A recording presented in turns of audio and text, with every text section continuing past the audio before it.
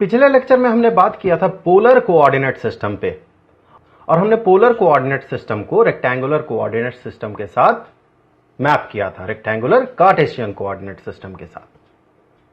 और हमने यह देखा था कि polar coordinate system 2 dimensional plane में किसी पॉइंट को लोकेट करने के लिए हम यूज कर सकते हैं। लेकिन अगर कोई पॉइंट किसी 3 डायमेंशनल स्पेस में रहे तो फिर हम उसे पोलर कोऑर्डिनेट सिस्टम में रिप्रेजेंट नहीं कर सकते हैं। उसके लिए हम या तो सिलिंड्रिकल कोऑर्डिनेट सिस्टम या फिर स्फेरिकल कोऑर्डिनेट सिस्टम यूज करते हैं। ये सिलिंड्रिकल कोऑर्डिनेट सिस्टम और साथ ही साथ स्फेरिकल कोऑर्डिनेट सिस्टम, ये दोनों पोलर कोऑर्डिनेट सिस्टम का ही एक तरह का एक्सटेंशन होता है। 3 डायमेंशनल एक्सटेंशन आप इसे कह सकते हैं, या फिर 3 डायमेंशनल प्रोजेक्शन आप इसे कह सकते हैं।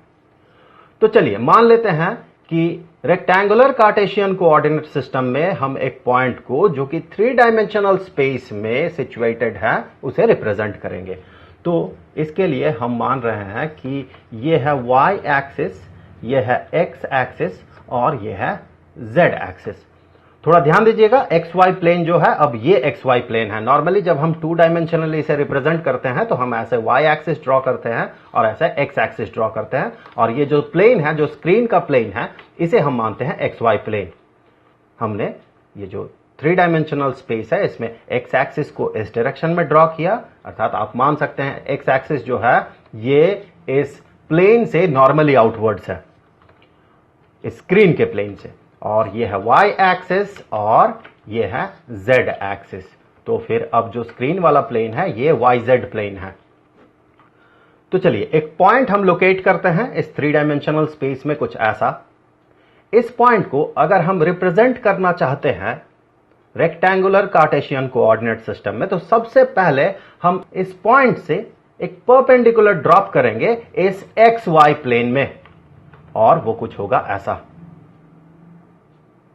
और यहां पर आपको जो ये एंगल दिखेगा ये 90 डिग्री का होगा इस प्लेन के साथ। ये जो प्लेन है XY प्लेन, इसके साथ 90 डिग्री का एंगल होगा इस लाइन सेगमेंट का। और यहां पर जो पॉइंट बनेगा, ये पॉइंट, इसे हम लोकेट करेंगे सबसे पहले। तो ये पॉइंट अगर ये XY हुआ,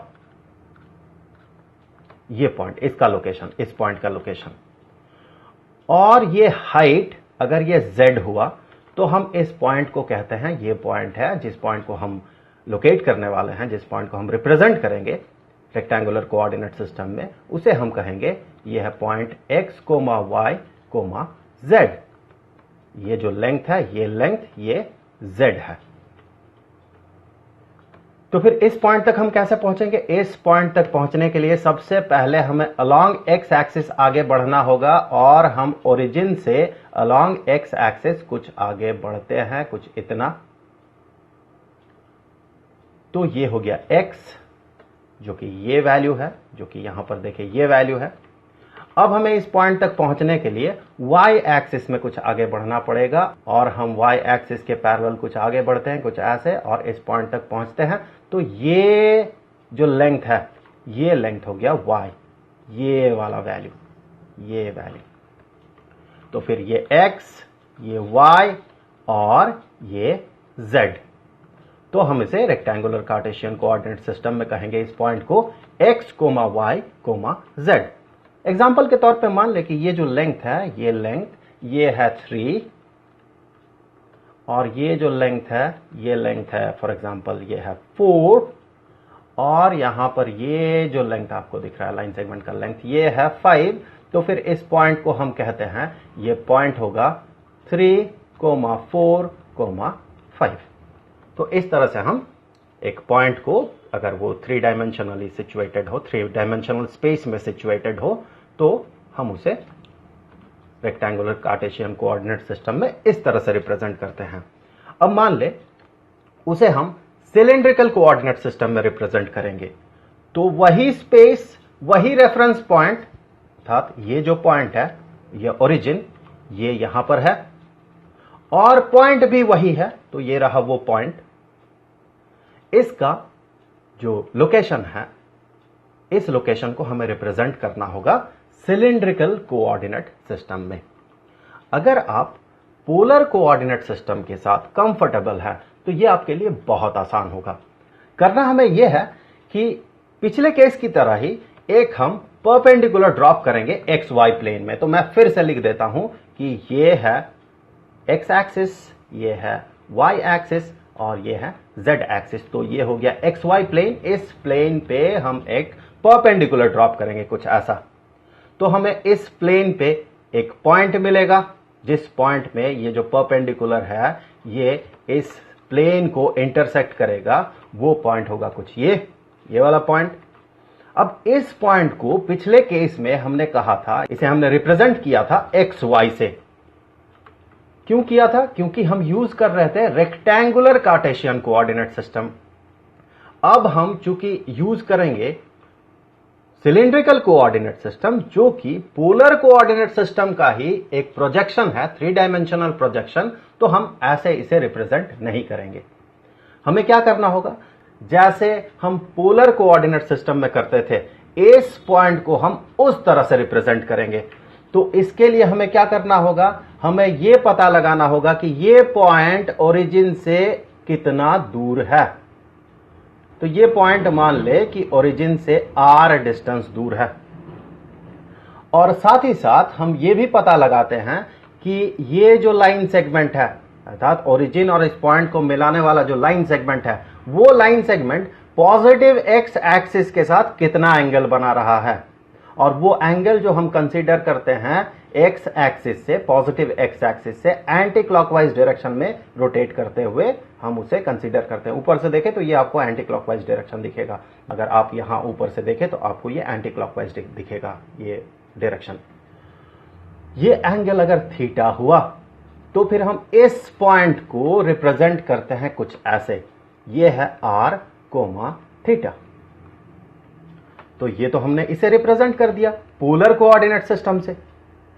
अब इस पॉइंट को रिप्रेजेंट करने के लिए हमें क्या करना होगा, इसका जो हाइट है, ये हाइट इसे भी कंसीडर करना होगा।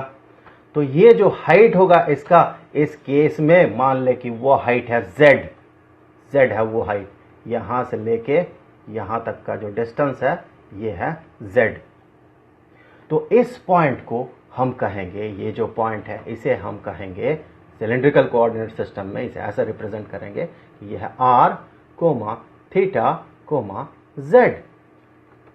जैसे कि इस केस में हमने किया था पिछले केस में, इस पॉइंट को रिप्रेजेंट करने के लिए हमने इस पॉइंट का जो कोऑर्डिनेट्स है उसे यूज किया था। यहां पर देखिए x, y, और साथ ही साथ ये जो हाइट है उसे हमने यहां पर लिखा था। हम इस केस में भी ऐसे ही करेंगे कि इस पॉइंट को जो हमने रिप्रेजेंट किया था पोलर कोऑर्डिनेट सिस्टम में r, थीटा से, अब इस पॉइंट को रिप्रेजेंट करने के लिए हम वो दो वैल्यूज तो यूज करेंगे ही, साथ इसका जो हाइट है, इस पॉइंट का हाइट है, उसे हम यहां पर साथ में रखेंगे, जैसे कि हमने यहां पर रखा था इस वैल्यू को। तो ये था सिलिंड्रिकल कोऑर्डिनेट सिस्टम में हम किस तरह से एक पॉइंट को रिप्रेजेंट करेंगे। अब सवाल यह है कि हम इसे सिलिंड्रिकल कोऑर्डिनेट सिस्टम क्यों कहते हैं। तो इसके लिए देखें, इस 3 डायमेंशनल स्पेस में जितने भी पॉइंट्स हैं, पॉसिबल पॉइंट्स, जिनके लिए ये जो r है ये r सेम हो। एग्जाम्पल के तौर पे मान ले कि r का वैल्यू है 3 यूनिट्स। तो हम अगर सारे पॉइंट्स को इस 3 डायमेंशनल स्पेस में सारे पॉइंट्स को प्लॉट करें जिनके लिए r 3 यूनिट्स का हो, अब थीटा और z कुछ भी हो, we don't care, r 3 unit का हो, सबको अगर हम प्लॉट करें तो हमें मिलेगा एक सिलेंडर जिसका रेडियस होगा 3 यूनिट्स का। तो इसीलिए हम इस सिस्टम को, इस कोऑर्डिनेट सिस्टम को सिलिंड्रिकल कोऑर्डिनेट सिस्टम कहते हैं। अब हमें इन दोनों सिस्टम्स को मैप करना होगा एक दूसरे के साथ। इसका मतलब कि अगर एक पॉइंट रिप्रेजेंटेड हो इस सिस्टम में, रेक्टेंगुलर कार्टेशियन कोऑर्डिनेट सिस्टम में, तो हम उसे सिलिंड्रिकल सिस्टम में भी रिप्रेजेंट कर पाए। और साथ ही साथ अगर पॉइंट रिप्रेजेंटेड हो सिलिंड्रिकल कोऑर्डिनेट सिस्टम में तो हम उसे रेक्टेंगुलर कोऑर्डिनेट सिस्टम में भी रिप्रेजेंट कर सके।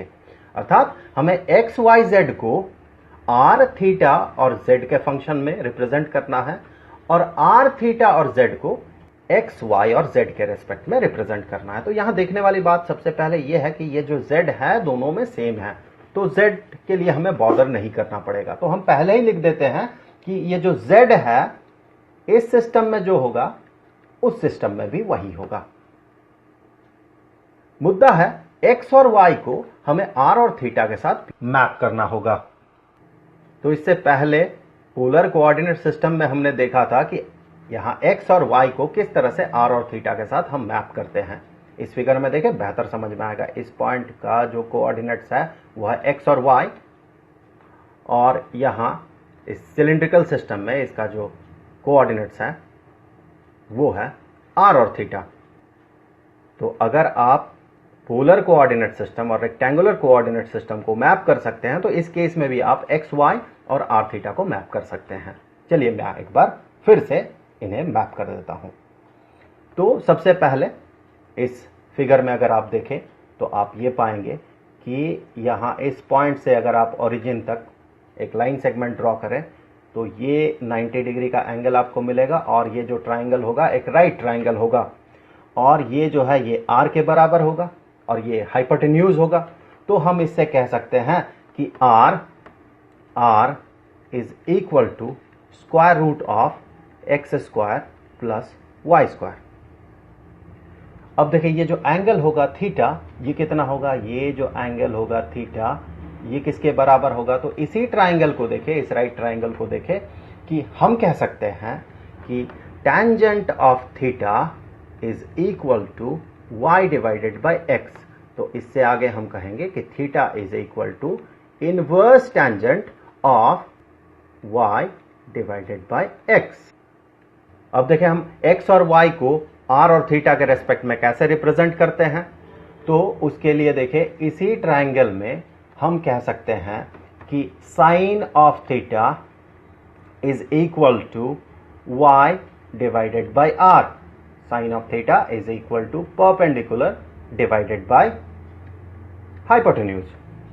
तो फिर इससे आगे हम कहेंगे कि y is equal to r into sine of theta, और इसी तरह से हम कह सकते हैं कि cosine of theta is equal to base divided by hypotenuse, so x divided by r।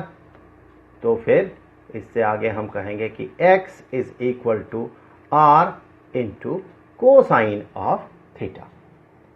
तो इस तरह से हम इन सारे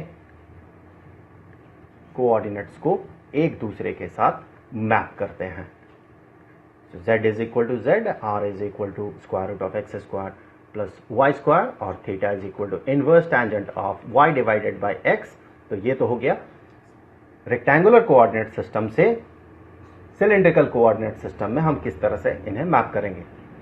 और जब हम सिलिंड्रिकल कोऑर्डिनेट सिस्टम से रेक्टेंगुलर कोऑर्डिनेट सिस्टम को डिराइव करेंगे तो हम कैसे करेंगे कि z is equal to z as always, और y is equal to r into sine of theta, और x is equal to r into cosine of theta.